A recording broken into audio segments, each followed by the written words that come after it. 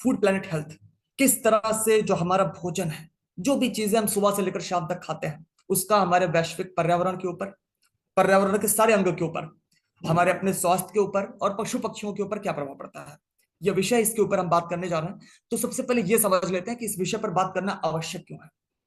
क्योंकि हमारे पर्यावरण को बहुत सारी चीजें प्रभावित करती हैं, हमारा स्वास्थ्य और हमारे पशु पक्षी, इनको भी बहुत सारी चीजें प्रभावित करती हैं। तो सिर्फ भोजन के बारे में बात क्यों, ये पहले समझ लेते हैं। तो आप सभी जानते हैं हमारी धरती का करीब 71% हिस्सा महासागरों से घिरा है और करीब 29% हिस्सा जमीन वाला हिस्सा है। उस जमीन वाले हिस्से का लगभग आधा हिस्सा आज हम लोग अपने भोजन के उत्पादन में प्रयोग कर रहे हैं। इसके साथ ही साथ महासागरों में भी बड़े पैमाने पर हम मछली पकड़ने के लिए जाते हैं। तो धरती के बहुत बड़े रिसोर्स का इस्तेमाल आज हम लोग अपने भोजन के उत्पादन में कर रहे हैं। और इस वजह से हमारी जो ये गतिविधि है भोजन के उत्पादन वाली, ये धरती के पर्यावरण को सबसे ज्यादा प्रभावित करती है। तो क्या प्रभाव पड़ रहा है, कितना प्रभाव पड़ रहा है, इसको जानना जरूरी है। वही जानने की कोशिश इस कार्यक्रम में करेंगे हम। दूसरा, आज जो तरीके हम अपना रहे हैं अपने भोजन के उत्पादन के, वो तरीके पारंपरिक नहीं है, प्राकृतिक बिल्कुल भी नहीं है। वो तरीके आज हम लोग कृत्रिम तरीके अपना रहे हैं। और कई बार ऐसे इंडस्ट्रियल तरीके हम लोग अपनाते हैं कि कम पैसा खर्च हो, कम समय लगे, कम जगह लगे और ज्यादा उत्पादन कर ले हम लोग। तो उसके कारण जो हमारा आज का भोजन है वो हमारे स्वास्थ्य पर भी बुरा असर डाल रहा है। तो उसको भी थोड़ा सा हम गहराई से समझने की कोशिश करेंगे। और साथ ही साथ जो हमारे पशु पक्षी हैं, क्योंकि अरबों खरबों की तादाद में जानवर भी हमारे इस भोजन के उत्पादन के तंत्र से जुड़े हैं, तो उनके ऊपर क्या प्रभाव पड़ रहा है उसको भी हम लोग जानेंगे। क्या दुष्प्रभाव पड़ रहा है इन तमाम चीजों के ऊपर, उसको पहले जानेंगे विस्तार से। फिर अंत में हम समाधान की बात करेंगे कि हम आखिर क्या कर सकते हैं, अपने स्तर पर इंडिविजुअल लेवल पर हम क्या कर सकते हैं। तो आइए हम लोग आगे बढ़ते हैं और जानते हैं तमाम चीजों को बारे में। अब जब बात आती है खाने पीने की, तो हम लोग कहते हैं कि भाई जो भी चीजें हम खाते पीते हैं वो तो हमारी पर्सनल चॉइस है, व्यक्तिगत चुनाव हमारा, क्या खाएं क्या ना खाएं है तो हमारे ऊपर है। लेकिन ऐसा नहीं है।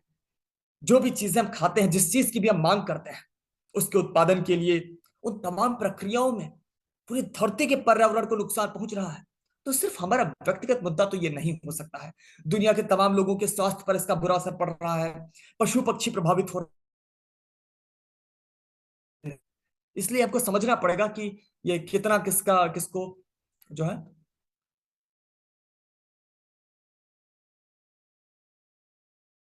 कि अब जितने ज्यादा हम इंसान है उतना ज्यादा हमको खाने की आवश्यकता पड़ती है, उतना ज्यादा खाना उगाने के लिए हमको उतनी ज्यादा जमीन की आवश्यकता पड़ती है, उस खाने को उगाने में सिंचाई करने के लिए उतना ज्यादा पानी लगता है। फिर जब हम ज्यादा पशु उत्पादों की मांग करते हैं, मांस की, डेयरी उत्पादों की, अंडा की, मछली की, तो उन जानवरों की ज्यादा जनसंख्या बढ़ानी पड़ती है, उसके लिए उन जानवरों को ज्यादा खिलाने के लिए और ज्यादा खेती करनी पड़ती है, वहां पर और ज्यादा पानी खर्च करना पड़ता है। तो कुल मिलाकर जितनी ज्यादा हमने जनसंख्या बढ़ाई उतना ज्यादा हम रिसोर्सेज का इस्तेमाल कर रहे हैं। और अगर आज हम खाली पशुपालन की बात करें, तो इसको आज हम बहुत ही वृहद स्तर पर, बहुत ही मैसिव स्तर पर कर रहे हैं, और ये काफी ज्यादा अमानवीय भी है। बड़ी तादाद में जानवरों को एक साथ पैदा कराते हैं और बड़ी अप्राकृतिक कृत्य हम उनके साथ करते हैं। इसको भी हम समझेंगे थोड़ा विस्तार से आगे कैसे। तो एक बार आप पहले समझ लेते हैं कि आज से 10,000 साल पहले हमारी धरती कैसी थी, आज कैसी है। तो लगभग 10,000 साल पहले जब हम ये मानते हैं कि हमने खेती और पशुपालन की शुरुआत की थी धरती पर, उस समय धरती पर मनुष्य 0.1% मात्र थे। 99.9% जो था टोटल एनिमल्स का, वो वाइल्ड लाइफ हुआ करते थे। धरती पर चारों तरफ जंगल, घास के मैदान, नदी, तालाब सब अपनी प्योर अवस्था में थे, एकदम शुद्ध अवस्था में। हवा, पानी, मिट्टी सब साफ सुथरा था। जीवन फल फूल रहा था, जीवन जो है धरती पर। और आज 10,000 साल बाद जब हम इंसान कहते हैं हमने बहुत प्रोग्रेस कर लिया है, डेवलपमेंट कर लिया है, तब क्या स्थिति है धरती की। वाइल्ड मैमल्स 2% से भी कम रह गए हैं अगर उनका बायोमास देखा जाए तो। 98% में या तो हम इंसान हैं, या तो हम इंसान जिन जानवरों को जबरदस्ती पैदा कराते हैं अपने प्रयोग के लिए, उनको रखा गया है। बस 35% हम इंसान हैं टोटल बायोमास का, और 63% वो जानवर जिनको हम अपने इस्तेमाल के लिए पैदा कराते हैं, गाय, भैंस, भेड़, बकरी, मुर्गी, सुअर, ये जानवर। अब सोचिए, एकदम उल्टी स्थिति है जब 10,000 साल पहले जो स्थिति थी उसमें और आज में। और इसका नतीजा हम चारों तरफ देख रहे हैं। बड़ी बड़ी वैश्विक समस्याएं, जलवायु परिवर्तन, प्रजातियों का विलुप्तीकरण, महामारियां, बीमारियां, हवा, पानी, मिट्टी सब कुछ पल्यूटेड हो चुका है। ये तमाम समस्याएं हमारे सामने दिखाई दे रही हैं और जीवन बड़ी दुर्बल स्थिति में पहुंचता जा रहा है। अब इसमें ये जो एक बात आती है पशुपालन की, तो आज का जो पशुपालन है जो आज हम कर रहे हैं, इसको नाम दिया गया फैक्ट्री फार्मिंग। और ऐसा नाम क्यों दिया गया? दो शब्द हैं, फैक्ट्री और फार्मिंग। फार्मिंग का आशय यहाँ पर पशुपालन से है। फैक्ट्री एक ऐसी जगह होती है जहां पर कम समय में, कम लागत में, कम इन्वेस्टमेंट करके, कम जगह में, कम समय में ज्यादा उत्पादन किसी चीज का किया जाए। तो आज का जो मांस का, डेयरी का, अंडे का, मछली का उद्योग है, आज ये किस तरह से है? भाई कम पैसे खर्च हो हमारे, कम समय लगे, कम जगह लगे, ज्यादा उत्पादन कर लें इन चीजों का, ज्यादा मांस पैदा हो जाए, शरीर में तेजी से वृद्धि करा दें जानवरों के, ज्यादा उनसे अंडा प्राप्त कर लें, ज्यादा उनसे दूध निकाल लें, मछलियों के शरीर में तेजी से वृद्धि करा लें। तो ये जो तरीके आज हम लोग अपना रहे हैं पशुपालन के, इसीलिए इसको नाम दिया गया फैक्ट्री फार्मिंग, है ना। हमने फैक्ट्री बना दिया है इन तमाम उद्योगों को, मांस, दूध, अंडा, मछली को। अब ये जो फैक्ट्री फार्मिंग है, क्या इसका कोई नकारात्मक प्रभाव पड़ रहा है? तो इसके बहुत सारे नकारात्मक प्रभाव हैं। कौन कौन से? पहला, जेनेटिकली मॉडिफाइड एनिमल्स। हमने तमाम जो जानवर जिनको हम रखते हैं मांस, दूध, अंडा, मछली के लिए, उनके जीन में हमने परिवर्तन किया है, या तो ऐसे जेनेटिकली मॉडिफाइड जानवरों के साथ उनको क्रॉस कराया हुआ है। ज्यादा उत्पादन प्राप्त करने के लिए हमने ऐसे अप्राकृतिक बदलाव किए हैं जो न सिर्फ उनकी अपनी जीवन के लिए, उनकी अपनी प्रजाति के लिए बहुत ही ज्यादा विनाशकारी सिद्ध हुए हैं, बल्कि हमारे लिए भी काफी ज्यादा नुकसानदायक होते हैं। साथ ही साथ illegal use of hormones and antibiotics. बड़े पैमाने पर आज मांस के, दूध के, अंडा के, मछली के उद्योग में हार्मोन्स का और एंटीबायोटिक्स का प्रयोग किया जा रहा है। धरती पर हमारी फार्मा कंपनियां जितना एंटीबायोटिक दवाओं का उत्पादन कर रही हैं, उसका करीब 75% हिस्सा आज इन जानवरों को ही खिलाया जा रहा है। और ऐसा नहीं कि ये जानवर बीमार पड़ते हैं तो इनको एंटीबायोटिक दिया जाता है कि लो भाई खा लो, ठीक हो जाओगे, ऐसा नहीं है। हम उनके शरीर में इस तरह का अप्राकृतिक बदलाव करते हैं ज्यादा उत्पादन प्राप्त करने के लिए, कि वो बाय डिफॉल्ट बीमार रहते हैं।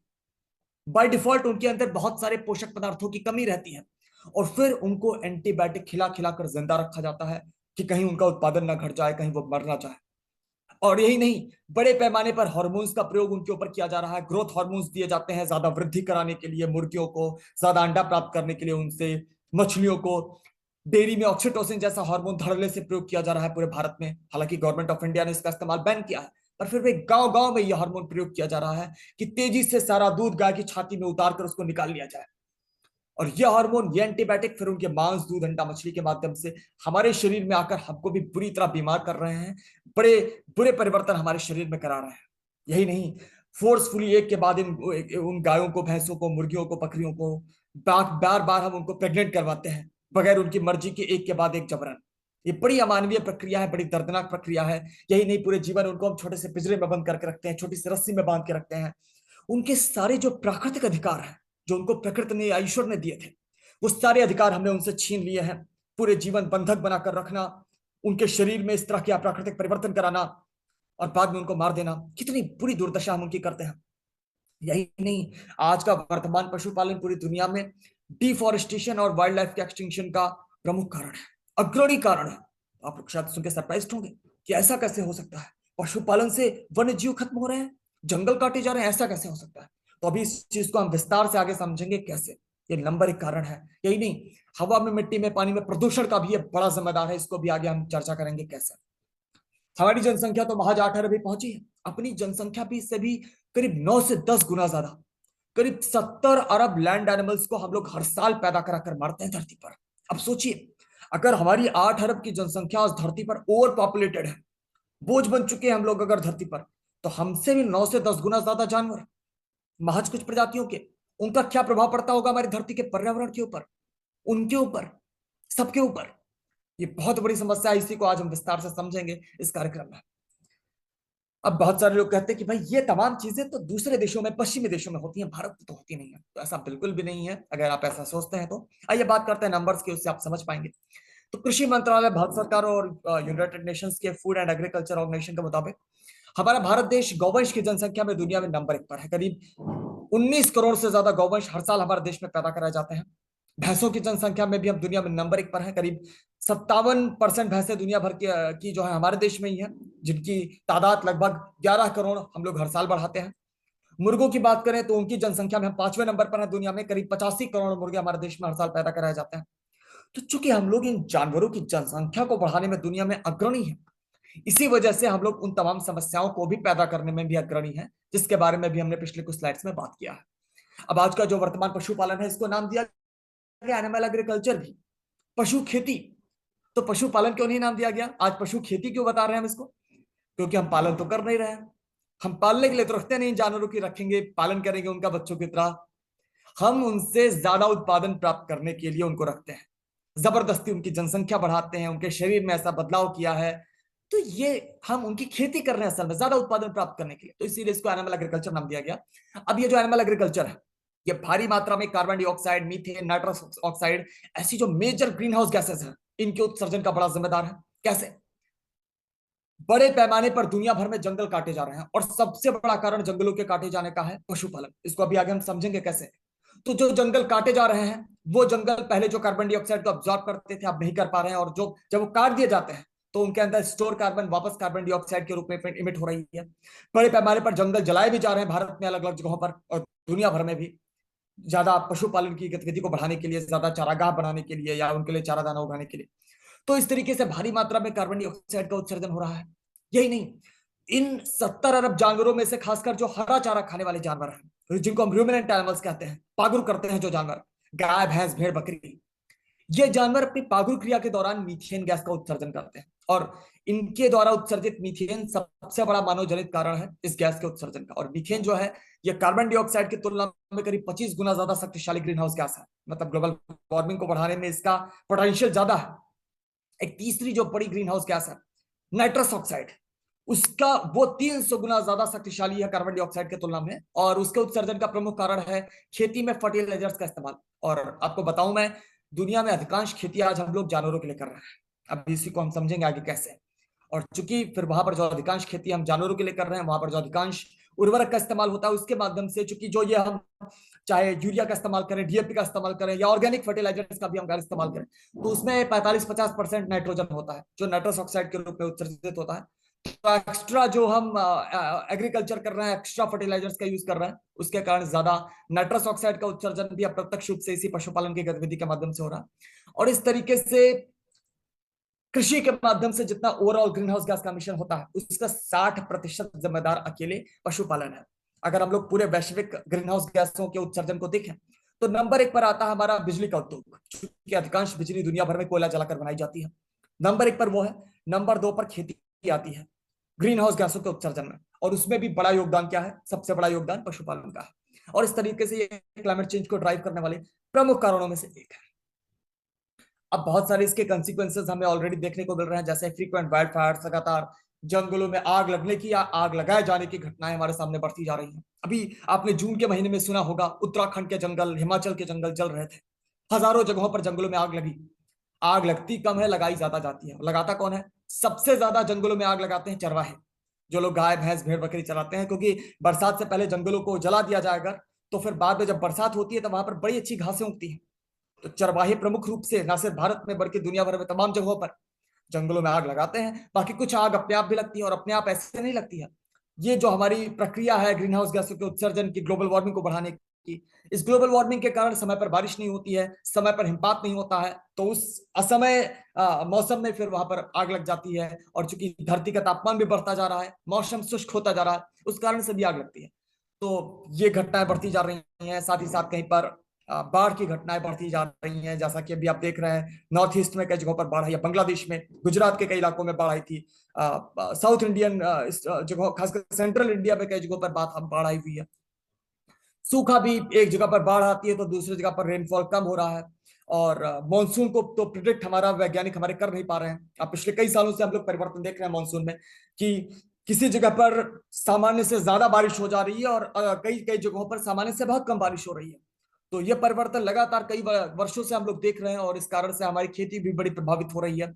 और खेती नहीं प्रभावित हो रही है, हमारा भविष्य अंधकार में जा रहा है। भाई, अगर बारिश नहीं हुई समय पर, हम लोग क्या करते हैं? हम जमीन में बोर करके पानी निकालकर सिंचाई कर लेते हैं खेतों में। लेकिन वो जमीन के भीतर जो पानी स्टोर है, वो पानी कई सैकड़ों सालों में, कई दर्जनों सालों में, वो इसी बारिश के पानी के माध्यम से वो स्टोर हुआ है, वो रिचार्ज हुआ है। अब जो गहराई से हम बोरिंग करके पानी निकाल रहे हैं, वो वापस इतना जल्दी रिचार्ज नहीं होने वाला। उसको रिचार्ज होने में कई 10 साल, कई 100 साल लगते हैं। तो अभी जब मानसून हमारा वीक हो रहा है, बारिश कम मिल रही है, तो कुछ साल तो हम लोग जमीन का पानी निकाल कर काम चला लेंगे। लेकिन फिर जमीन के भीतर भी जब पानी खत्म हो जाएगा, नदियां भी धीरे धीरे सूखती हुई नाला बनती जा रही हैं, सोचिए भविष्य में खेती कैसे होगी? इतनी बड़ी जनसंख्या, नंबर 1 जनसंख्या वाला देश अपना भारत, वैज्ञानिक बता रहे हैं पूरा भारतीय उपमहाद्वीप हमारा जो है जलवायु परिवर्तन के खतरों से सबसे ज्यादा प्रभावित होगा भविष्य में। और इतनी बड़ी जनसंख्या खासकर हमारे नॉर्थ इंडिया में है। अगर भविष्य में इन तमाम कारणों से हमारे सामने बड़ा अनाज का और पानी का संकट उत्पन्न हुआ, जो कि होता हुआ दिखाई दे रहा है, हम लोग हो सकता है सिविल वॉर में भी चले जाएं इन तमाम कारणों से। जैसा कि आप लोग सुनते होंगे तमाम अफ्रीकी देशों में ऐसी समस्याएं हैं। तो हमारा भविष्य बड़े अंधकार में है और जागने का आखिरी मौका हम खोते जा रहे हैं। तो आइए इन तमाम बातों पर चर्चा करते हैं और बाद में जागने के बारे में भी बात करते हैं। तो बहुत ही ह्यूज एनवायरमेंटल फुटप्रिंट है हमारी इन तमाम आदतों का, जिसको हम बिल्कुल अफोर्ड नहीं कर सकते। हमारा अपना अस्तित्व ही एकदम खतरे में है, खत्म होने की कगार पर है। लाखों प्रजातियां खत्म होने की कगार पर है। और धरती पर जितना साफ पीने वाला पानी हम इंसान प्रयोग कर रहे हैं, उसका करीब 1/3 हिस्सा, करीब 33% हिस्सा आज हम लोग इसी पशुपालन की गतिविधि में प्रयोग कर रहे हैं। चूंकि ये जो 70 अरब से ज्यादा जानवर पैदा कराते हैं धरती पर, अधिकांश खेती जो इनके लिए हम कर रहे हैं, वहां पर सिंचाई के लिए और बाकी इन जानवरों को रखकर पानी पिलाना है, साफ सफाई करना है, ऐसे तमाम चीजों में। तो कहीं ना कहीं ये पानी हम एक तरह से बर्बाद कर रहे हैं। साफ पीने वाला पानी, वो भी जो हमारे इनलैंड लैंड में है, बाकी तो ग्लेशियर्स और वगैरह को हम छोड़ दें तो वो बहुत कम है, वो भी लगातार हम इसमें खर्च करते जा रहे हैं। अब एक बार आइए अंतर देख लेते हैं कि जो हमारे पशु आधारित खाद्य उत्पाद हैं और जो हमारे पौध आधारित खाद्य उत्पाद हैं, इनके उत्पादन में कितना असर पड़ता है हमारे पर्यावरण के ऊपर, अर्थात इनका इन्वायरमेंटल फुटप्रिंट कैसा है। तो 1 किलोग्राम चिकन पैदा करने में करीब 10 किलोग्राम ग्रीन हाउस गैसों का उत्सर्जन और करीब 660 लीटर पानी लगता है। उसकी तुलना अगर हम लोग बीन्स के साथ, दालों के साथ करें, तो उसकी 1 किलोग्राम की मात्रा के उत्पादन में करीब 1370 ग्राम ग्रीन हाउस गैस का मिशन से और लगभग 0.08% लीटर पानी लगता है।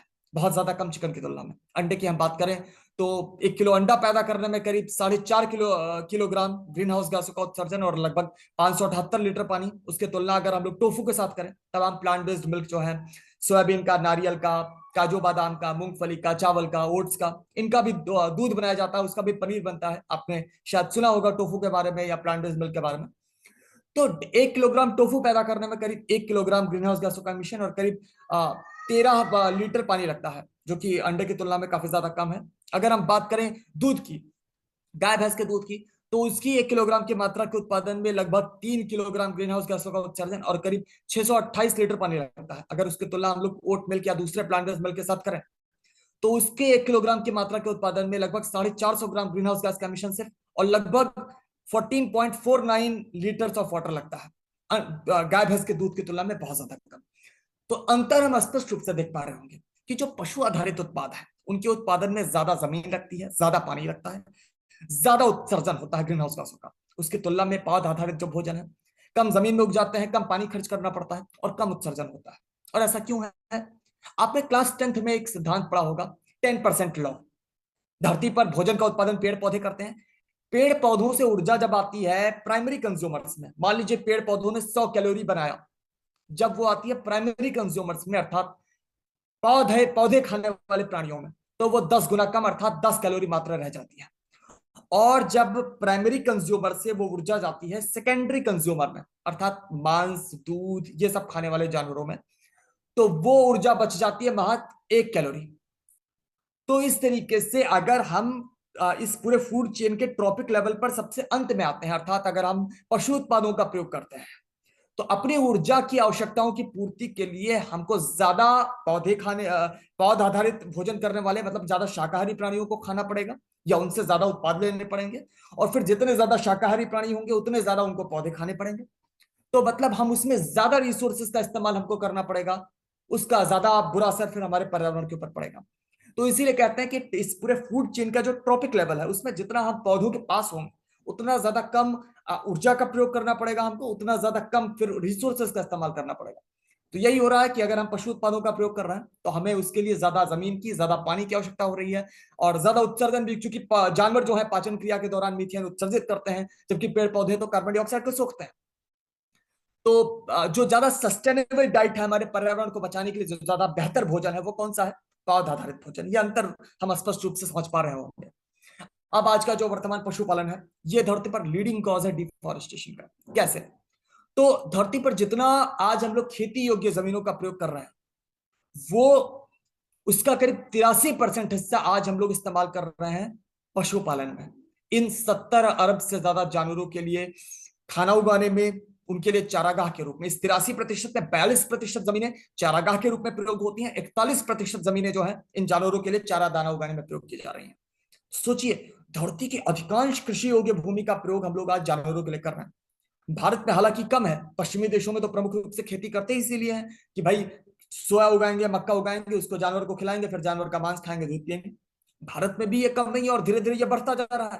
भारत में भी लगातार मांस खाने की आदतें बढ़ती जा रही हैं, लगातार ज्यादा जानवर पैदा करा जा रहा है। उन ज्यादा जानवरों के लिए भारत में जितना हम मक्के का उत्पादन करते हैं, अधिकांश मक्का हम लोग जानवरों को खिला रहे हैं। जितना सोयाबीन का उत्पादन भारत में करते हैं, अधिकांश सोयाबीन हम एक्सपोर्ट करते हैं यूरोप के जानवरों को खिलाने के लिए। यही नहीं, बाजरा जिसको हम बोलते हैं मिलेट, खाना चाहिए, बड़ा पौष्टिक आहार है। अधिकांश बाजरा जो भारत में पैदा होता है वो तो हम जानवरों को खिला रहे हैं, मुर्गियों को खासकर बाजरा खिलाया जा रहा है। यही इसी तरह से बड़े पैमाने पर हरे चारे का प्रयोग भी कर रहे हैं, चारागाह के रूप में भी जमीनों का प्रयोग कर रहे हैं। तो इस तरीके से चूंकि अधिकांश कृषि योग्य भूमि का प्रयोग हम जानवरों के लिए कर रहे हैं, और नित्य जब हम लगातार मांस की, डेयरी की, अंडा की, मछली की डिमांड बढ़ाते हैं, तो उसके लिए ज्यादा जानवर और पैदा करने पड़ते हैं, ज्यादा जानवरों को खिलाने के लिए और खेती करनी पड़ती है, और खेती के लिए और जंगल काटे जा रहे हैं। हर 1 मिनट में एक फुटबॉल के मैदान का जंगल धरती से काटा जा रहा है। और खासकर जो हमारे ट्रॉपिकल फॉरेस्ट है, जो भूमध्य रेखा के आसपास के जंगल हैं, इनके काटे जाने का प्रमुख कारण पशुपालन की गतिविधि ही है। तो दुनिया भर में जंगलों की कटाई का ये सबसे बड़ा कारण है। मैं आपको कुछ एग्जांपल भी देता हूं। अमेजन के जंगल, अमेजन के रेन फॉरेस्ट जो कि साउथ अमेरिका में है, इनको लंग्स ऑफ द अर्थ कहा जाता था, क्योंकि हर साल इतनी ज्यादा कार्बन डाइऑक्साइड को अब्सॉर्ब करते थे और इतनी ज्यादा ऑक्सीजन हमारे वातावरण में पंप करते थे कि धरती के लंग्स की तरह काम करते थे। लेकिन आज वैज्ञानिक बता रहे हैं कि लंग्स बेकार हो चुके हैं। इस समय अमेजन के जंगल जितनी कार्बन डाइऑक्साइड को ट्रैप कर रहा है, उससे ज्यादा वो इमिट कर रहा है। ऐसा हुआ क्यों? क्योंकि बड़े पैमाने पर अमेजन के जंगल काट डाले गए। और अमेजन के जंगलों के काटे जाने का सबसे बड़ा कारण वहां पर 80% कारण लगभग वहां पर पशुपालन की गतिविधि है। बड़े पैमाने पर जंगलों को काटकर वहां पर मक्का और सोयाबीन उगाया जा रहा है। बड़े बड़े फार्म बनाए गए हैं वहां पर गाय के, सुअर के। वो मक्का सोयाबीन उन गायों को, सुअरों को खिलाते हैं, फिर उनका मांस, उनके डेयरी के उत्पाद एक्सपोर्ट करते हैं नॉर्थ अमेरिका में, यूरोप में, तमाम देशों में, मिडिल ईस्ट में। और ब्राजील, जहां पर अधिकांश हिस्सा पड़ता है अमेजन का, इसी वजह से वो दुनिया का नंबर 1 बीफ का निर्यातक है। और नंबर 2 बीफ का निर्यातक कौन है दुनिया में? भारत। भारत में भी बड़ी तादाद में, हमने बात किया शुरुआत में ही, तमाम जानवरों की जनसंख्या बढ़ाने में हम दुनिया में नंबर 1 पर हैं। और ये जो जानवर हम पैदा कराते हैं दूध के लिए, ये भी अंत में मारे जाते हैं। बीफ के एक्सपोर्ट में नंबर 2 पर है। इंटरनल कंजम्पशन में बीफ में हम लोग अग्रणी है। यही नहीं, अवैध तरीके से लाखों गौवंश की भैंसों की तस्करी भी होती है नेपाल में, बांग्लादेश में, पाकिस्तान में। तो ओवरऑल देखें तो सबसे ज्यादा गाय भैंस के मांस का उत्पादन भारत में हो रहा है। इसके अलावा और भी। तो ये क्यों हो रहा है? क्योंकि हम बहुत ज्यादा इनकी जनसंख्या बढ़ाते हैं। तो ये जो जानवर हम बड़ी तादाद में पैदा करा रहे हैं, गायें, भैंसें, बकरियां, भेड़ें, इन जानवरों को खिलाने के लिए जो बड़े पैमाने पर खाना चाहिए, चारा दाना चाहिए, उसके लिए बड़े पैमाने पर खेती की जा रही है। बड़े पैमाने पर गांव गांव में बाग बगीचे कट रहे हैं, जंगल काटे जा रहे हैं। पर पूरा बहुत बुरा असर पड़ रहा है इसका। आप खुद देखिए, आप किसी जंगल में चले जाइए घूमने, आप सोचेंगे जंगल में आपको बाघ के दर्शन हो जाएंगे, आपको हिरण दिख जाएगा, शायद ही आपको वाइल्ड लाइफ दिखे। पर आपको, जब आप जंगल में घुस रहे होंगे, आपको जंगलों में बड़े पैमाने पर गाय, भैंस, भेड़, बकरी चरते हुए, चराए जाते हुए दिख जाएंगे। ये जो करोड़ों की तादाद में जानवर हम पैदा करते हैं, ये हमारे जंगलों में, हमारे गांव में चारों तरफ चराई करते हुए देखे जाते हैं। ये अतिचारण की, ओवर ग्रेजिंग की समस्या पैदा करते हैं। हर नन्हे उग रहे पौधे को ये चरते रहते हैं और कोई पौधा बड़ा होकर पेड़ बन ही नहीं पाता है। सबसे बड़ा कारण भारत में हरियाली के विनाश का यही है, ओवर ग्रेजिंग की समस्या, जिसमें प्रमुख जिम्मेदार कौन है? हमारे ये मांस और डेयरी के जो पशु जिनको हम पैदा कराते हैं। तो इस तरह से पूरी दुनिया में जंगल खत्म हो रहे हैं, हरियाली नहीं बढ़ पा रही, इसका बड़ा कारण यही है। और यही नहीं, जब हम जंगल काट रहे हैं, घास के मैदानों में हम खेती कर रहे हैं, यही नहीं, नदी तालाब में बड़े बड़े जाल डालकर सारे जानवर निकाल ले रहे हैं, तो इन तमाम हैबिटेट्स में रहने वाले जो प्राणी हैं, जो वन्य प्राणी हैं, जो प्राकृतिक तौर पर वहां पर वास करते हैं, वो खत्म हो रहे हैं। प्रतिदिन फ्लोरा और फौना की धरती से सैकड़ों प्रजातियां विलुप्त हो रही हैं। और यह विलुप्तीकरण इतना तेज हो रहा है कि वैज्ञानिकों ने इसको 6वां महाविलुप्तीकरण बोला है, 6th mass extinction. Mass extinction वो घटना होती है जब कुछ ही सालों के अंदर धरती की अधिकांश प्रजातियां विलुप्त हो जाए। ऐसा आज तक धरती में 5 बार हुआ है। जो 5वां हुआ था वो कई करोड़ साल पहले हुआ था, जब डायनासोर और हजारों प्राणी अचानक विलुप्त हो गए। उसका कारण क्या था? शायद कोई उल्का पिंड धरती से टकराया था। और 6वां महाविलुप्तीकरण अभी चल रहा है। ये शुरू हुआ हम इंसानों की गतिविधियों के कारण, हम बुद्धिमान प्राणियों के कारण। तो इस तरीके से जब ये हैबिटेट लॉस हम कर रहे हैं पशुपालन के लिए बड़े पैमाने पर धरती पर, चूंकि अधिकांश जमीनों का प्रयोग आज हम लोग पशुपालन में ही कर रहे हैं, तो इस तरह से ये बायोडाइवर्सिटी लॉस का भी प्रजातियों के विलुप्तीकरण का भी सबसे बड़ा कारण है। किसी भी प्रजाति के विलुप्त होने का सबसे बड़ा कारण होता है उसके पर्यावास का विनाश, उसका हैबिटेट लॉस, जो कि करता है सबसे ज्यादा पशुपालन ही। यही नहीं, ये हवा में, मिट्टी में, पानी में प्रदूषण का भी बड़ा जिम्मेदार है। हमने हवा की बात कर ली, carbon dioxide, methane, nitrous oxide, इन तमाम ग्रीन हाउस गैसों के उत्सर्जन के रूप में। यही नहीं, ये जो 70 अरब जानवर हम पैदा कराते हैं, इनका मलमूत्र बहता हुआ आसपास के तालाबों में जाता है, नदियों में जाता है, समुद्र में जाता है। वहां पर ये ऑर्गेनिक मैटर बढ़ा देता है, फिर वहां पर ग्रीन एल्गे बढ़ने लगती है, डिजोल्व ऑक्सीजन कम होने लगती है, किसी तरह की लाइफ सस्टेन नहीं कर पाती है। इनके मलमूत्र से मिट्टी में और पानी में नाइट्रेट का, अमोनिया का लेवल बढ़ता है, बहुत बड़ा, ये दुनिया के प्रदूषण में बहुत बड़ा योगदान देता है। तो इस तरीके से ये तमाम पर्यावरणीय समस्याएं भी हमारे पशुपालन के उद्योग के कारण आज पैदा हो रही हैं, और ये बहुत बड़ी समस्याएं हैं। अब आप में से बहुत सारे लोग ये भी सोचते होंगे कि भाई दूध, मांस, अंडा, मछली तो हमारे स्वास्थ्य के लिए बड़ा अच्छा है। आइए बात करते हैं कितना अच्छा है। हम पहले बात करते हैं दूध की। तो दूध को कहा जाता है कि दूध एक संपूर्ण आहार है, कंप्लीट डाइट है। क्या बात सही है? ये बात बिल्कुल सही है कि दूध एक संपूर्ण आहार है। लेकिन कौन सा दूध किसके लिए संपूर्ण आहार है, ये बड़ा विषय है। क्या गाय भैंस का दूध इंसान के बच्चे के लिए संपूर्ण आहार कहा जा सकता है? नहीं। आप स्वयं देखते होंगे, जब किसी माँ का बच्चा पैदा होता है तो डॉक्टर्स कहते हैं 6 महीने तक अपने बच्चे को सिर्फ स्तनपान कराओ, उसके सिवा कुछ भी खाने को मत दो। क्यों? क्योंकि जिस माँ का दूध है वो सिर्फ उसके बच्चे के लिए संपूर्ण आहार है। किसी अन्य माँ का दूध किसी अन्य के लिए संपूर्ण आहार बिल्कुल नहीं है। करीब 6,000 से ज्यादा स्पीशीज है मैमल्स के, स्तनधारी प्राणियों की अपने धरती पर। इन सभी प्राणियों में माए जब बच्चा पैदा करती हैं तो अपने बच्चे के लिए दूध बनाती हैं, उतना ही दूध बनाती हैं जितना उनके बच्चे के लिए आवश्यक है, और तभी तक दूध बनाती है जब तक उस बच्चे को दूध की आवश्यकता होती है। और हर प्रजाति का दूध अलग अलग कंपोजिशन वाला, अलग अलग कंपाउंड है। दिखने में सफेद होता है, सबको कह देते हैं दूध है, पर सब एक जैसा नहीं है। सब, हर प्रजाति के दूध में अलग अलग मात्रा में अलग अलग तरीके के न्यूट्रिएंट्स होते हैं, अलग अलग तरह के ग्रोथ हार्मोन्स होते हैं, अलग अलग तरह की एंटीबॉडीज होती हैं जो स्पेशली डिजाइंड है उस बच्चे के लिए जिसकी माँ ने उसे बनाया है। यहां तक कि उसी माँ का दूध, जब उसका बच्चा 1 दिन का होता है तो उसका दूध डिफरेंट होता है, कंपोजिशन डिफरेंट होता है। वही बच्चा जब 100 दिन का हो जाता है तो उसी के माँ के दूध का कंपोजिशन डिफरेंट हो जाता है। तो प्रकृति ने चीजें बड़ी नाप तोल कर बनाई हैं। अब हम क्या करते हैं, हम गाय भैंस का दूध लेते हैं। तो गाय भैंस का दूध, पहली बात तो हमारे लिए संपूर्ण आहार बिल्कुल भी नहीं है ना। गाय भैंस के दूध का जो ग्रोथ हार्मोन है, 10 किलो का बछड़ा पैदा होता है जिसको 1 साल में 100 किलो का सांड बना देता है, 1 साल में उसको वयस्क कर देता है। क्या इंसान के बच्चे में भी इतनी तेजी से फिजिकल ग्रोथ की आवश्यकता होती है? क्या इंसान का बच्चा भी 1 डेढ़ साल में वयस्क हो जाता है? नहीं। इंसान के बच्चे में धीरे धीरे ग्रोथ होती है, 18 साल लेता है वयस्क होने में। तो गाय भैंस के दूध का ग्रोथ हार्मोन हमारे ऊपर बुरा असर करता है। यही नहीं, दूध में जो लैक्टोज होता है, जो दूध की मिठास है वो लैक्टोज के कारण होती है। लैक्टोज को तोड़ने के लिए एक एंजाइम बचपन में हमारी बॉडी में 2-3 साल की उम्र तक बनता है, जिस बनना अपने आप बंद हो जाता है हमारी बॉडी में, क्योंकि प्राकृतिक तौर पर हम उस उम्र में फिर हम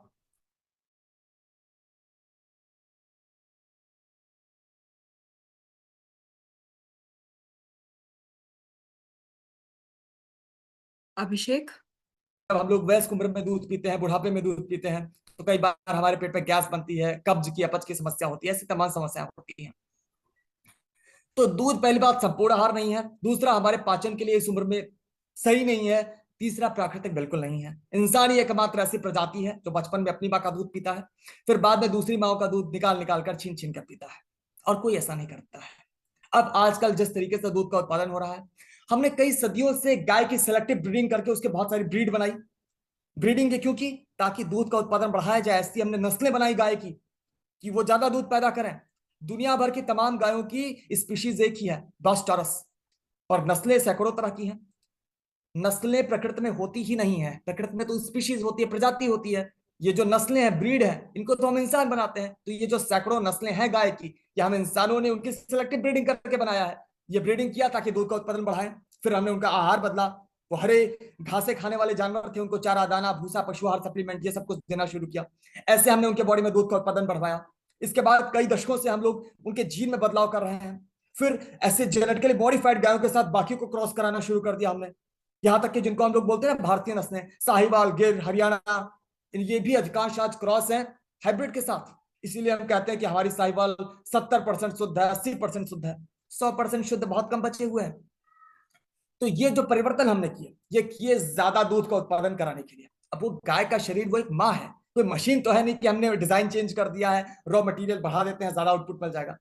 जब हम जबरदस्ती इस तरीके से ज्यादा दूध उससे पैदा करवाते हैं तो उसके शरीर में तमाम पोषक पदार्थों की कमी हो जाती है, क्योंकि सारा पोषण शरीर का निकल गया दूध बनाने में। और इस कारण से वो हमेशा बीमार रहती है। ऐसी गाय भैंसे जो ज्यादा दूध बनाती है अक्सर उनको बुखार होता है, जिसको बोलते हैं मिल्क फीवर। होता क्यों है वो? कैल्शियम की कमी के कारण, क्योंकि बॉडी का ज्यादा कैल्शियम दूध बनाने में चला गया। ऐसी गाय अक्सर गिर जाती है तो खड़ी नहीं हो पाती हैं, इतनी कमी होती है कैल्शियम की उनमें। तो इस कारण से उनका शरीर इतना बीमार रहता है। उस बीमार शरीर में जब दूध बनता है तो उस दूध में भी मवाद की, बैक्टीरिया की कोशिकाएं कई बार लाखों में होती हैं। फिर बीमार जब वो पड़ते हैं तो उनको बड़े पैमाने पर एंटीबायोटिक्स, पैरासीटामोल, पेन किलर, ये सब कुछ खिलाना पड़ता है। फिर वो चीजें उनके दूध के माध्यम से हमारी बॉडी में आती हैं। यही नहीं, बड़े पैमाने पर जो चारा दाना हम प्रतिदिन खिलाते हैं गायों को, भैंसों को, ये भी कीटनाशक डालकर उगाया हुआ होता है कई बार। वो कीटनाशक प्रतिदिन उनके बॉडी में जाकर इकट्ठा होता रहता है और उसका बहुत ही हैवी कंसेंट्रेशन फिर हमको दूध में मिलता है।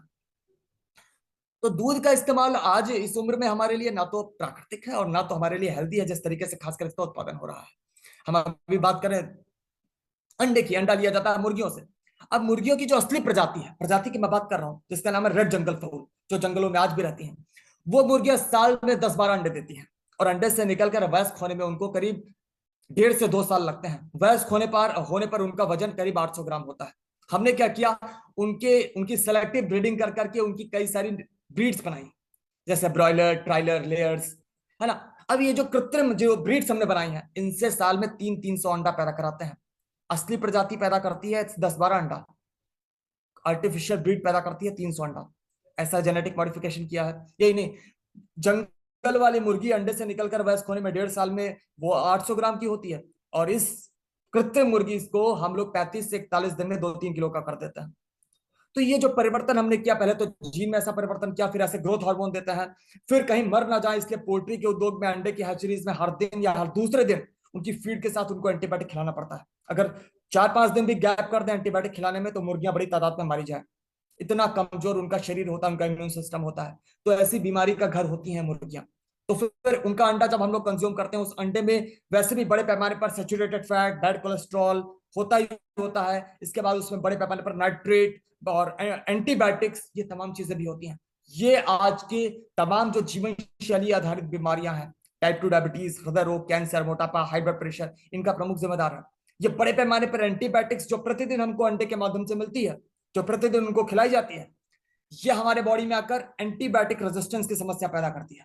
मतलब वैज्ञानिक बता रहे हैं कि मेडिकल साइंस में ये बहुत बड़ी एक समस्या बनती जा रही है, एंटीबायोटिक रेजिस्टेंस। क्यों? क्योंकि जब हम बड़े पैमाने पर ऐसे अप्रत्यक्ष रूप से एंटीबायोटिक ले रखे होते हैं, तो हमारी बॉडी के अंदर एक रेजिस्टेंस पैदा हो जाता है ऐसी एंटीबायोटिक्स के खिलाफ। तो कभी आप बीमार पड़े, डॉक्टर ने आपको कोई एंटीबायोटिक दवा प्रेस्क्राइब किया, वो आपके ऊपर काम ही नहीं करेगी। क्यों? क्योंकि आपका बॉडी पहले ही उन एंटीबायोटिक्स के खिलाफ एक रेजिस्टेंस पैदा कर चुका है, इतनी एंटीबायोटिक्स पहले से ही लेकर। तो ये बड़ी समस्या। यही नहीं, कई बार ये एंटीबायोटिक्स हमारी एंटीबॉडीज को भी सप्रेस कर देती हैं, बीमारियों से लड़ने की हमारी अपनी क्षमता को भी घटा देती हैं।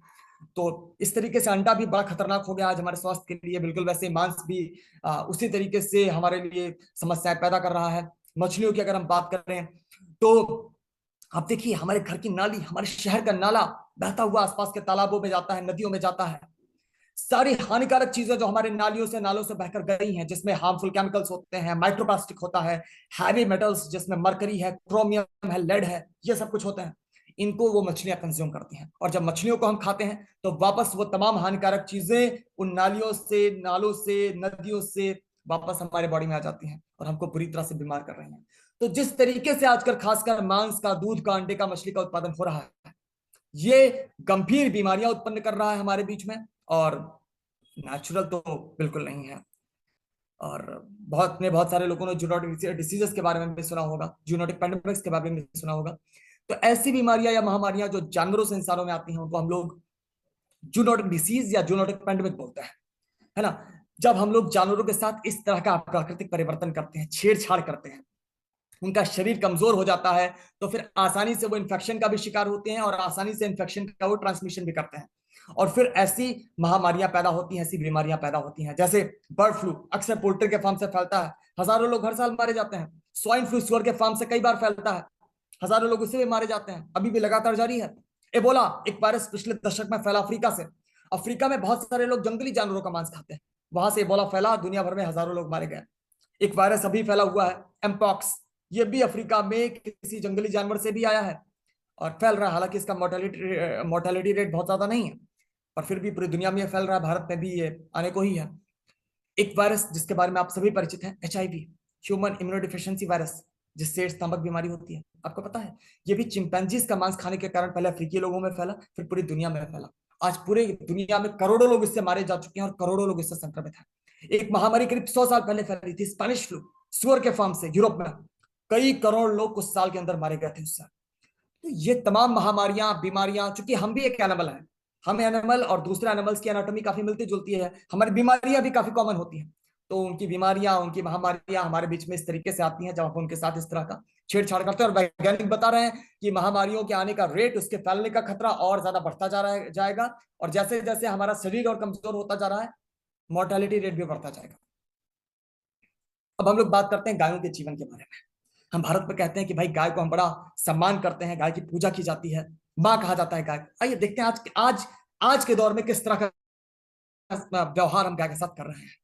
पहली बात तो गाय भैंस को हम फोर्सफुली प्रेग्नेंट करते रहते हैं, एक के बाद एक, जबरन, बगैर उसकी मर्जी के। बड़ी दर्दनाक प्रक्रिया है, बड़ी अमानवीय प्रक्रिया है। इसके बाद बड़े पैमाने पर ऑक्सीटोसिन हार्मोन का इस्तेमाल आज धड़ल्ले से किया जा रहा है गांव गांव में। क्यों? अभी इसको हम समझेंगे ये क्यों इस्तेमाल किया जा रहा है। अब इसके बाद गाय को हमने प्रेग्नेंट किया, उसका बच्चा पैदा हुआ। पैदा होते ही एक दिन के बच्चे को हम बांध देते हैं रस्सी में। आप जानते हैं क्यों? ताकि कहीं वो नवजात बच्चा अपनी माँ का दूध ना पी ले। एक नवजात बच्चा कहीं अपनी माँ का दूध ना पी ले, इसके लिए पैदा होते हैं उसे रस्सी बांध देते हैं। बच्चा पूरे दिन रस्सी बंधा रहता है, मालक बंधी रहती है, और दिन में सिर्फ 2 बार उस बच्चे को खोला जाता है उसकी माँ का जरा सा दूध पीने के लिए। डेयरीज में तो कई बार वो भी नसीब नहीं होता है। तो अब सोचिए, एक माँ अपने बच्चे को क्या सिर्फ सुबह शाम दूध पिलाती है? नहीं। एक बच्चा दिन में 1-1 घंटे पर, 1.5-1.5 घंटे पर माँ का थोड़ा थोड़ा दूध पीता रहता है, उसको पचाता रहता है, उसकी बॉडी ग्रो किया करती है। लेकिन गाय भैंस के बच्चों को सिर्फ 2 बार खोला जाता है, उनको दिन में 10-15-20 बार माँ का दूध चाहिए होता है, वो नहीं मिलता। पूरे दिन वो बेचारे बच्चे भूखे रहते हैं, मायूस माँ की तरफ देखा करते हैं, माँ मुझे भूख लगी है, मुझे दूध पिलाओ। माँ उनकी तरफ मुड़ मुड़ कर देखा करती है मायूस नजरों से कि मेरा छोटा सा बच्चा अभी अभी पैदा हुआ है, उसको प्यार करें, उसको दूध पिलाएं। दोनों नहीं कर पाते। क्यों? दोनों बेड़ियों में बंधे होते हैं, क्योंकि उस दूध की लालच हमको होती है। वो बेचारे इस तरीके से हम माँ से उसके बच्चे को अलग करके उसकी माँ की ममता का शोषण करते हैं। और उसके बाद 2 बार वही लोग सारा का सारा दूध गाय भैंस का निकालते हैं, सुबह और शाम में। अब बताइए, माँ का दूध थोड़ा थोड़ा छाती में उतरता प्राकृतिक तौर पर, बच्चा थोड़ा थोड़ा पीता, 2 बार में ही सारा दूध छाती में कैसे उतर आएगा? उसके लिए क्या करते हैं लोग? इस गैर कानूनी हार्मोन का प्रयोग करते हैं, ऑक्सीटोसिन का। ऑक्सीटोसिन का हार्मोन जब इंजेक्ट किया जाता है गाय को, भैंस को, तो 2-2 घंटे तक उसको लेबर का पेन होता है। वो दर्द जो एक माँ बच्चा पैदा करते समय सहती है, दुनिया का सबसे गंभीर दर्द जिसको कहते हैं, 2-2 घंटे सहना पड़ता है सुबह शाम उस गाय को, भैंस को। हालांकि गवर्नमेंट ऑफ इंडिया ने इसको बैन किया, पर फिर भी गांव गांव में ये 2-2 रुपए का वायल बिक रहा है। और बाद में सारी की सारी भैंसें जो हम भारत में पैदा कराते हैं वो सारी मारी जाती हैं। आपने छुट्टा गौवंश देखे होंगे, कभी आपने छुट्टा भैंसा नहीं देखा होगा, क्योंकि सारी भैंसें अंत में कटती हैं। गौवंश भी काफी हद तक मारे जाते हैं अवैध रूप से। कई बार इनकी तस्करी करके ऐसे राज्यों में ले जाया जाता है जैसे यहाँ पर तस्करी, उनकी हत्या पर पाबंदी नहीं है, या बांग्लादेश ले जाया जाता है। तो इस तरीके से बड़े पैमाने पर ये मारे जाते हैं। और बचे गौवंश भी या तो गौशालाओं में भूख से मारे जाते हैं, कई बार सड़कों पर गाड़ियों से कुचल कर मरते हैं, अलग अलग तरीके से वो मारे जाते हैं। बड़ी दर्दनाक उनकी दशा है आज पूरे भारत में। और इनका जीवन 25-30 साल हुआ करता था, लेकिन बैक टू बैक इनको इतनी बार प्रेग्नेंट करवा देते हैं। प्रेग्नेंट किया, 9.25 महीने बाद इन्होंने बच्चा पैदा किया, इनका दूध बनना बंद हुआ नहीं, हमने दोबारा इनको प्रेग्नेंट कर दिया। और यही नहीं, जबरदस्ती जो हम उनकी बॉडी से हम ज्यादा दूध पैदा करवा रहे हैं, उस कारण से भी इनका शरीर बड़ा कमजोर हो जाता है। और बहुत अच्छा खान पान अगर भी किसी गाय भैंस का है, तो 14-15-16 साल से ज्यादा वो जी नहीं पाती। डेयरीज में तो 5-6 साल में, 7 साल में ही मार दिए जाते हैं। तो इतना दर्दनाक इनका जीवन हमने बनाकर रखा हुआ है। अब देखिए, एक माँ से उसके बच्चे को अलग कराया जा रहा है। हालांकि अपने देश का वीडियो नहीं है, पर फिर भी जब किसी माँ से उसके बच्चे को अलग कराते हैं, उस माँ का दिल टूट जाता है। हमारी माँ की तरह ही वो अपने बच्चे से प्यार करती है। सुनिए मेनका गांधी जी को।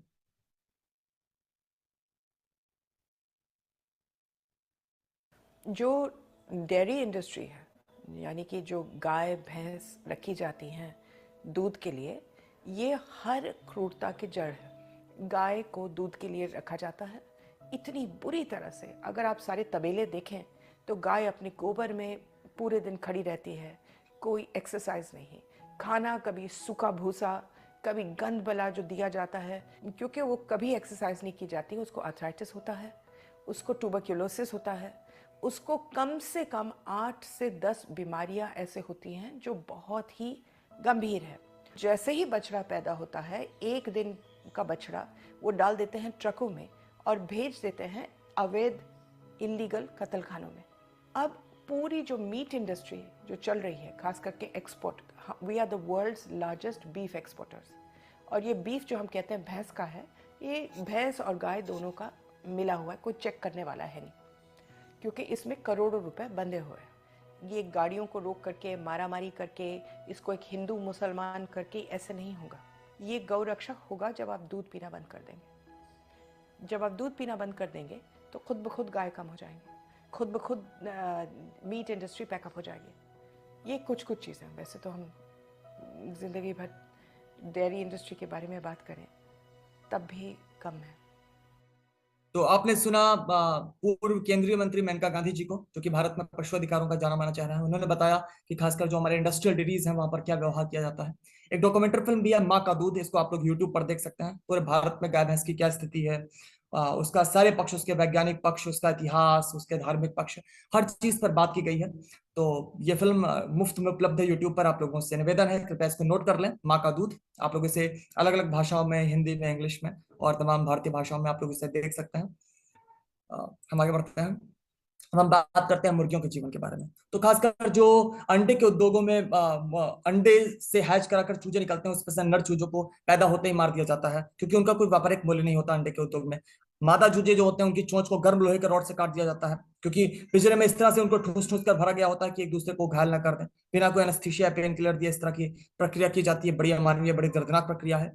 और जिस तरह से उनके अंदर जीन में बदलाव किया गया है, उनको हार्मोन दे देकर उनकी ग्रोथ कराई जाती है, वो अपने पैरों पर अपना वजन भी नहीं उठा पाते। सोचिए, 35 से 41 दिन का एक चूजा है जिसको हमने फुला फुला कर 2-3 किलो का करा दिया है। ये बड़ी दर्दनाक उनकी दशा होती है, नर्क जैसा उनका जीवन होता है, और बाद में उनकी दर्दनाक मौत होती है। पूरे जीवन उनको पिंजरे में बंद करके रखा जाता है। अगर हमको कोई इस तरह से जेल में डाल दे बिना किसी अपराध के, हम प्रश्न करेंगे कि भाई हमारा क्या अपराध था। तो आखिर उनका क्या अपराध है जो हमने उनको इस तरह से बंद किया हुआ है? क्या स्वतंत्रता उनका जन्मसिद्ध अधिकार नहीं है? हर साल हम लोग अपने स्वतंत्रता दिवस मनाते हैं 15 अगस्त को, कि अंग्रेजों से हम आजाद हो गए। हम तो आजाद हो गए, पर हमने कितने प्राणियों को अपना गुलाम बनाकर रखा है? क्या आजादी उनका जन्मसिद्ध अधिकार नहीं है? उनको प्रकृति ने, ईश्वर ने आजाद पैदा किया था कि आजादी के साथ अपने पर्यावास में रहे, अपनी जान बचाने के लिए वो भाग सकें, अपने बच्चे को अपने मर्जी के हिसाब से पैदा करें, उनको प्यार करें। पर उनके साथ इतना बुरा दुर्व्यवहार हम करते हैं। एक बार हमें उस बारे में भी सोचना होगा। भगत सिंह ने हमारे लिए अपनी जान दे दी, लेकिन हम उसी तरह से अंग्रेजों से भी ज्यादा क्रूर बनकर आज इनके ऊपर अत्याचार कर रहे हैं। क्या ये गलत नहीं है? क्या हमें इस बारे में प्रश्न नहीं करना चाहिए? हमने अपनी ह्यूमैनिटी का डबल स्टैंडर्ड क्यों बना के रखा है? हमें एक बार सोचने की आवश्यकता है। और आपको पता है, मुर्गियां उसी परिवार का सदस्य है जिस परिवार का हमारा राष्ट्रीय पक्षी है, मोर। पीकॉक, पीहन, कॉक और हैन दोनों फिजन फैमिली के मेंबर हैं। लेकिन एक जिसको इतना सम्मान, और दूसरा जिसको हम चौराहों पर, सड़कों के किनारे आम तौर पर नोच नोच के मारते हैं।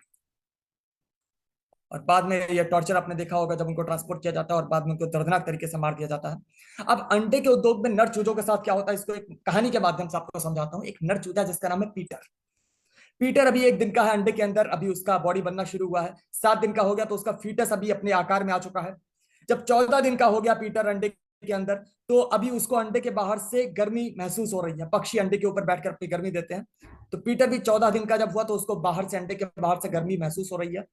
अब पीटर 20 दिन का जब हुआ तो एकदम फुल साइज में आ गया है। वो सोच रहा है कि अब बाहर निकलेंगे, माँ से मिलेंगे। बच्चा चाहे माँ के गर्भ में हो या अंडे में हो, वो अंडे के अंदर से ही माँ की प्रतीक्षा करने लगता है। अब पीटर 15-15 घंटे तक स्ट्रगल कर रहा है कि अंडा फोड़कर बाहर निकले, माँ से मिले। लेकिन उसको नहीं पता है कि अंडा से बाहर निकले जगह जब वो, तो उसकी दुनिया उसके साथ कैसा व्यवहार करेगी। अब पीटर अंडा फोड़ कर बाहर निकला और अपनी माँ को ढूंढ रहा है। माँ तुम कहाँ हो, माँ तुम कहाँ हो? माँ कहीं नहीं है। और वो देख रहा है कि वो एक ट्रे के अंदर है और उसके जैसे बहुत सारे चूजे अंडे से अभी भी निकले हैं और वो सारे ट्रे में है। और होता क्या है कि अंडे की हैचरीज में जो चूजे लाए जाते हैं, उनको इंक्यूबेटर्स के अंदर अंडा रखा जाता है। वहां पर आर्टिफिशियल गर्मी देकर उनको फर्टिलाइज करके फिर उनसे अंडे हैच कराए जाते हैं। तो वहां पर 2 तरह के चूजे निकलते हैं, नर चूजे और मादा चूजे। तो मादा चूजों को रख लिया जाता है, उनको अंडे के उद्योग को बेच दिया जाता है कि भाई तुम मुर्गी बनाओ, इनसे अंडे पैदा करो। लेकिन नर चूजों का वहां पर कोई काम नहीं होता है। इसीलिए नर चूजों को पैदा होने के कुछ समय बाद ही मार दिया जाता है। बहुत ही दर्दनाक मौत दी जाती है। पीटर भी पैदा होने के कुछ मिनट बाद ही एक ग्राइंडर में डाल दिया गया और मार दिया गया। हर साल पूरी दुनिया में करीब 7 अरब नर चूजों को इसी तरीके से मार दिया जाता है, या तो गैस चैम्बर में डालकर, या तो उनको ग्राइंड करके, श्रेड करके, या फिर कई बार उनको पन्नी में भर के उनको सफोकेट करके मार दिया जाता है। कई बार पानी में डुबा दिया जाता है, कई बार मिट्टी में दबा दिया जाता है, अलग अलग तरीके से। क्यों? क्योंकि उनका कोई व्यापारिक मूल्य नहीं है अंडे के उद्योग में। वो एक बच्चा है जो अपनी माँ की प्रतीक्षा कर रहा था, वो भी जीना चाहता था, वो भी हमारी तरह दुख सुख का अनुभव करता है, और उसके साथ कितना बुरा सलूक हम लोग करते हैं। आज पूरी दुनिया में हम लोग ये जो चारों तरफ एक दूसरे के ऊपर अपराध होता देख रहे हैं, अगर पुलिस हमको रोक के ना रखती तो शायद पूरी दुनिया आपस में एक दूसरे से लड़ रही होती, एक दूसरे को मार के खा जाते। ये क्यों है? क्योंकि हमारे भीतर दया है ही नहीं।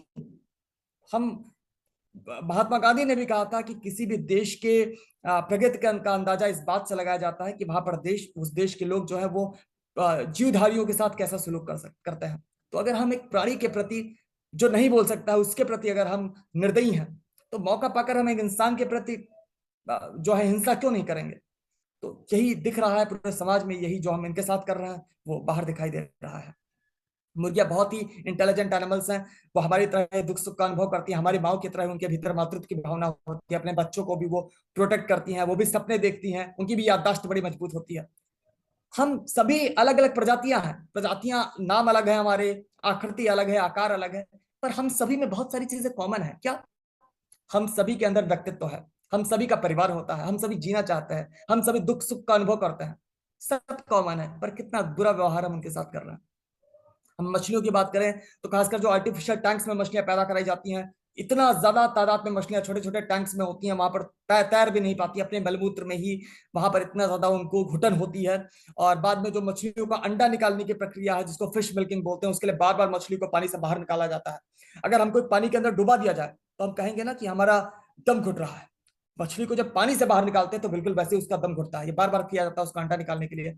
और बहुत ही हैवी यूज किया जाता है एंटीबायोटिक्स, बहुत ही हैवी अमाउंट में, चाहे आर्टिफिशियल पॉन्ड्स हो या उन तालाबों को जिनको पट्टा दिया जाता है मछली पालन करने के लिए, वहां पर भी वो एंटीबायोटिक्स ना सिर्फ उन मछलियों के माध्यम से हमारी बॉडी में आकर हमको बीमार करते हैं, बल्कि उस वाटर बॉडी को भी पोल्यूट करते हैं, आसपास की मिट्टी को भी पोल्यूट करते हैं, वहां के सारे माइक्रो ऑर्गेनिजम्स को खत्म कर देते हैं। और फिर तालाबों को, मिट्टी खुद को साफ करने की क्षमता और मिट्टी के जो उर्वर बनने की क्षमता है वो खत्म हो जाती है। तो बड़ा पोल्यूशन इसके माध्यम से हो रहा है। मछलियों को बाद में पीट पीट कर मार दिया जाता है। मछलियों की उम्र काफी लंबी होती है, लेकिन अधिकांश मछलियां 1 साल से भी कम उम्र में मार दी जाती हैं। और मछलियां बहुत इंटेलिजेंट एनिमल्स है। तमाम वैज्ञानिक शोध में यह बात पता लगाई गई है कि मछलियां जो है वो मैथमेटिकल कैलकुलेशंस जैसे एडिशन सब्ट्रैक्शन कर लेती हैं, आकृतियों को पहचानती हैं, रंगों को पहचानती हैं, उनकी मेमोरी बहुत स्ट्रांग होती है, और वो भी एक सोशल एनिमल है, वो भी हमेशा ग्रुप में तैरती हैं। पर उनके साथ कितना बुरा सलूक हम लोग करते हैं। So animal products are neither healthy nor required for humans. जो पशु उत्पाद है वो हमारे लिए ना तो हेल्दी है और ना तो हमारे लिए आवश्यक है। फिर भी ऐसा क्या है कि हम लोग कुछ जानवरों के कुछ पदार्थों को खाना हम लोग अच्छा समझते हैं, ये जानता है। What is speciesism? Speciesism is, well, let me explain. When we see an animal suffering, isn't it nice when we can help them? We actually care for most animals. It's really just a few species we tend to harm. We love dogs and cats, so it would feel wrong to kill them. Is it also wrong to kill a chicken or a pig? The question then, simply put, is not what is their species, but rather, can they suffer? Farm animals are seen as objects rather than individuals, but in reality, they have rich social lives and unique personalities. Although most societies have historically eaten animal foods, we don't need to. The Academy of Nutrition and Dietetics states that vegan diets are appropriate for all stages of the life cycle. You can help by cutting back and eventually eliminating animal products. You can help put an end to speciesism.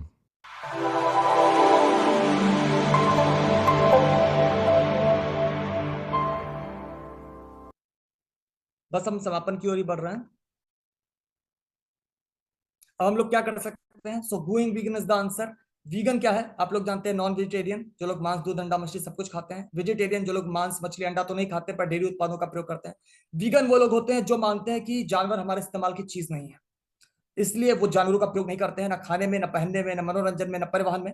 तो खाने में भी वो ना सिर्फ मांस, मछली, अंडा अवॉइड करते हैं, बल्कि डेयरी उत्पादों का भी प्रयोग नहीं करते हैं वीगन लोग। वीगन लोग ज्यादा दालें, ज्यादा फल, ज्यादा सब्जियां, ज्यादा अनाज खाते हैं, मतलब ऐसी चीजें जो पौधों से ली जाती हो। तो वीगन बनना इन तमाम समस्याओं का समाधान है। वीगनिज्म एक फिलॉसफी है जो ये कहती है कि वो व्यवहार जो हम अपने लिए नहीं चाहते हैं वो दूसरों के साथ ना करें, तो ये कोई प्योरिटी के बारे में नहीं है, बल्कि इस बारे में है कि क्या बेहतर से बेहतर हम कर सकते हैं कि कम से कम नुकसान हम दूसरे प्राणियों के ऊपर कारित करें। और अगर हम वीगन बनते हैं तो जानवरों के ऊपर क्रूरता रुकेगी, एनिमल प्रोडक्ट्स की डिमांड कम होगी, तो ज्यादा जबरदस्ती जानवर नहीं पैदा कराए जाएंगे, तो जबरदस्ती ज्यादा जानवरों के लिए जंगल नहीं काटे जाएंगे, नदी तालाब में जाल नहीं पड़ेगा, तो वाइल्ड लाइफ भी अपनी अपनी जगह पर रह पाएंगे। यही नहीं, अगर हम वीगन बनते हैं तो हमारा प्लेनेट ज्यादा हेल्दी होगा, ज्यादा पानी बचा पाएंगे, ज्यादा हम ग्रीन हाउस गैस इमिशंस को कम कर पाएंगे, और हमारे पास अपने लिए खाना उगाने की ज्यादा जगह होगी। जो 83% कृषि योग्य भूमि हम प्रयोग कर रहे हैं आज जानवरों के लिए, वो हम प्रयोग अपने लिए कर पाएंगे और बची हुई जमीनों को जंगल बनाकर वापस लौटा पाएंगे। हम लोग धरती पर हर दिन करीब 70 करोड़ लोग रोज भूखे सोते हैं, लेकिन 70 अरब जानवरों को पैदा कराकर हम खाना खिलाकर मारते हैं। तो 70 करोड़ इंसानों को खाना क्यों नहीं मिल रहा है? क्योंकि हम 70 अरब जानवरों के ऊपर वो वेस्ट कर रहे हैं। हम लोग खाना वेस्ट कर रहे हैं, ये भुखमरी की समस्या का बड़ा कारण है। यही नहीं, अगर हम वीगन बनते हैं तो हमारा हाई ब्लड प्रेशर का रेट, टाइप 2 डायबिटीज का खतरा, कोलेस्ट्रॉल लेवल और कैंसर का खतरा काफी हद तक कम होगा। और बाय डिफॉल्ट जब हम ज्यादा फल सब्जियां अनाज दालें खाएंगे तो हमारा इम्यूनिटी भी ज्यादा बेहतर होगा, तो बीमारियों से लड़ने की हमारी क्षमता बढ़ेगी। साथ ही साथ हमें टेस्ट में भी कोई सैक्रिफाइस करने की आवश्यकता नहीं है। हमारा अधिकांश भारत का भोजन बाय डिफॉल्ट वीगन है। अधिकांश हम लोग पूर्व पहले से ही बाय डिफॉल्ट पौधा आधारित भोजन ही करते आए हैं, बस उसको 100% करना है। न्यूट्रिशन में भी कोई सेक्रीफाइस करने की आवश्यकता नहीं है। ये गाय भैंस भेड़ बकरी मुर्गी सुअर ये सब प्रोड्यूसर नहीं है, ये हमारी फूड चेन में कंज्यूमर है। प्रोड्यूसर तो सिर्फ पेड़ पौधे हैं। पेड़ पौधे सारे एसेंशियल न्यूट्रिएंट्स का, सारे एसेंशियल विटामिन्स का, अमीनो एसिड्स का और प्रोडक्शन करते हैं। मिनरल्स को भी वही पौधों जमीन से अवशोषित करते हैं। तो हमें जितने तरह के न्यूट्रिएंट्स चाहिए वो तो सारे पौधे ही बनाते हैं, तो क्यों ना डायरेक्टली पौधों से प्राप्त कर लिया जाए। जैसे दालें हमारी प्रोटीन में बहुत ज्यादा रिच हैं, आयरन हो कैल्शियम हो वो हमारे हरे पत्तेदार सब्जियों में दालों में बहुत ज्यादा अच्छी अमाउंट में है, हम लोग उसे वहां से प्राप्त कर सकते हैं। और बात रही एक विटामिन B12 की, इसको कोई जानवर नहीं बनाता है, लेकिन इसको कोई पेड़ पौधा भी नहीं बनाता है। मतलब इसको बनाता है एक बैक्टीरिया जो हमारी बड़ी आंत में पाया जाता है। तो आजकल हमने अपनी लाइफस्टाइल को इस तरीके से बदल दिया है कि कई बार ये बैक्टीरिया हमारी गट में होते नहीं है। जब हम इनडायरेक्टली बहुत ज्यादा एंटीबायोटिक ले लेते हैं या डायरेक्टली एंटीबायोटिक ले लेते हैं, चाहे पशु उत्पादों के लिए माध्यम से लें या टैबलेट के माध्यम से, तो वो इन बैक्टीरिया को मार देते हैं, गट बैक्टीरिया को। तो विटामिन B12 की कमी हो जाती है। तो अपनी जीवन शैली को हमें ज्यादा बेहतर करने की आवश्यकता है, अपनी गट हेल्थ का ध्यान रखने की आवश्यक्ता है। अगर हमारी बड़ी आंत का स्वास्थ्य अच्छा होगा तो ये बैक्टीरिया होंगे, तो विटामिन B12 की कमी नहीं होगी। अगर इसकी कमी होती है तो प्लीज आप इसे सप्लीमेंट से ले लीजिए, क्योंकि ये बड़ा इंपॉर्टेंट विटामिन है। और कई लोग कहते हैं कि मांस दूध अंडे में विटामिन B12 मिलेगा, तो जानवर इसका उत्पादन नहीं करते हैं। उनकी भी बड़ी आंत में बैक्टीरिया वैसे ही बनाते थे जैसे हमारी आंत में बनाते हैं, पर उनको भी आज इसकी भारी डिफिशियंसी होती है। जानवरों को जो सप्लीमेंट दिया जाता है उसमें भी सबसे ज्यादा कैल्शियम, फास्फोरस और विटामिन B12 होता है। तो बेचारे खुद कमी झेल रहे हैं और हमारी कमी क्या पूरी करेंगे? और अगर उनके मांस में, दूध में, अंडे में आज विटामिन B12 उनको मिल भी रहा है, तो शायद वो वाला हो जो हमने उनको सप्लीमेंट किया है, और उसके साथ भारी मात्रा में एंटीबायोटिक भी हमको मिलता ही मिलता है जो हम उनको खिलाते हैं। तो इस तरीके से हमें ये नुकसान करता है। तो एक बैलेंस प्लांट बेस्ड डाइट लेकर हम लोग अपनी सारी न्यूट्रिशनल रिक्वायरमेंट्स को पूरा कर सकते हैं। और कभी उसकी कमी हो तो आप लोग उसको सप्लीमेंट से प्राप्त कर लें, लेकिन कोशिश करें कि अपने जीवन को ज्यादा हम लोग नेचर के साथ जोड़ें, ज्यादा अपनी हेल्थ का नेचुरली ध्यान रखें। और इस मूवमेंट में हम अकेले नहीं, अगर हम वीगन बनते हैं तो कुंतल जोईसर 2 बार माउंट एवरेस्ट की चढ़ाई कर चुके हैं, चोटी पर पहुंच चुके हैं। हमारे ऑनरेबल चीफ जो सुप्रीम कोर्ट के चीफ जस्टिस है, जस्टिस DY चंद्रचूड़, वो भी वीगन, उनका पूरा परिवार वीगन है। जॉकिन फोनिक्स हॉलीवुड के अभिनेता है, ऑस्कर विनिंग अभिनेता है, उनको भी वीगन है। आचार्य प्रशांत एक बड़े स्पिरिचुअल गुरु है भारत में और यूट्यूब पर काफी फॉलो किए जाते हैं, वो भी बड़े वीगनिज्म को प्रमोट करते हैं। ऋचा चड्ढा, मल्लिका शेरावत, ये सारे वीगन हैं।